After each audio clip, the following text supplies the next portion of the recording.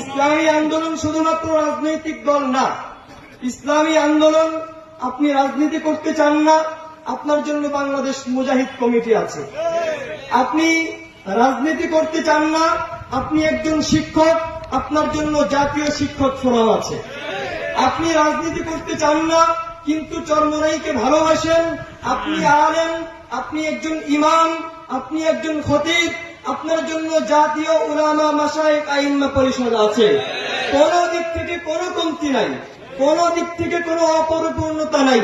অতএব আপনি যেই হন না কেন, যেই তফকারি হন না কেন, আপনার অবস্থান যাই হোক না কেন, আপনি চরমোনাই হযরতের প্রতিষ্ঠিত রহমতুল্লাহি আলাইহি হযরতের প্রতিষ্ঠিত এই দলের যে কোনো তবকায়, যে কোনো ক্যাটাগরিতে আপনি অন্তর্ভুক্ত হয়ে এই দেশে ইসলামের এই পুনর্জাগরণে, ইসলাম প্রতিষ্ঠায় আপনি আপনার জায়গা থেকে